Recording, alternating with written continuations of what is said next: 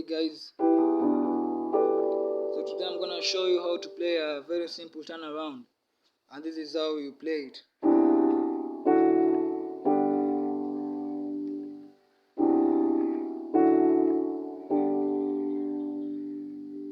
So using your left hand you play 6, 7, then 8, and with your right hand you play 4, 5, then back to 1.